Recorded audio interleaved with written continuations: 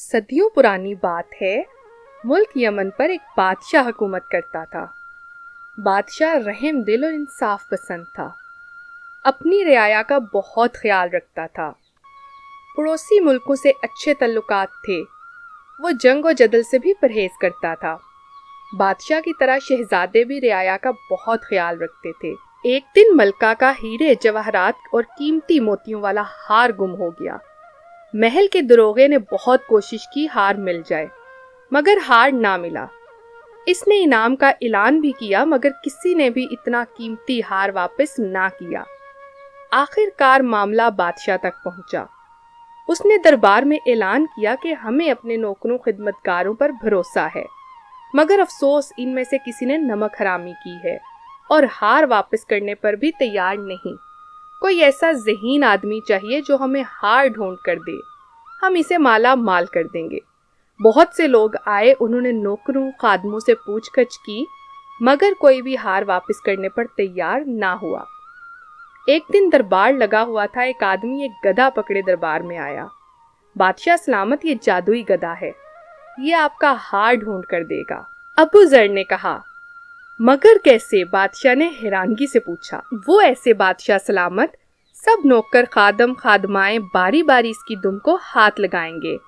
جو ہی ہار چرانے والا ہاتھ لگائے گا، یہ ڈھچکو ڈھچکو کرنے لگے گا۔ سارے درباری حیران ہو گئے۔ انہوں نے کہا، ہمیں ہار سے غرض ہے۔ ابو ذر نے 2 خیمے لگانے کا کہا۔ ایک خیمے میں گدھا باندھ دیا اور دوسرے خیمے میں بادشاہ کے ساتھ بیٹھ گیا۔ اب سب نوکروں خادماؤں کو حکم دیا کہ وہ گدھے کی دم کو ہاتھ لگانے کے بعد اس خیمے سے ہوتے ہوئے باہر کو جائیں۔ سب باری باری گدھے والے خیمے سے ہوتے ہوئے گدھے کی دم کو ہاتھ لگاتے دوسرے خیمے میں داخل ہوتے گئے۔ ابو ذر سلام کے بہانے ان کے ہاتھوں کو سونگھتا اور باہر جانے کی اجازت دیتا۔ نوکر خادم آتے گئے اور ان کے ہاتھ سونگھتے انہیں باہر جانے کی اجازت دیتا جا رہا تھا کہ اچانک ایک خادم کو پکڑا اور بادشاہ سے کہا، بادشاہ سلامت، یہ آپ کا چور ہے، اس نے ملکہ صاحبہ کا ہار چرایا ہے۔ جب بادشاہ نے اس کی طرف دیکھا، وہ بادشاہ کے قدموں میں گر پڑا۔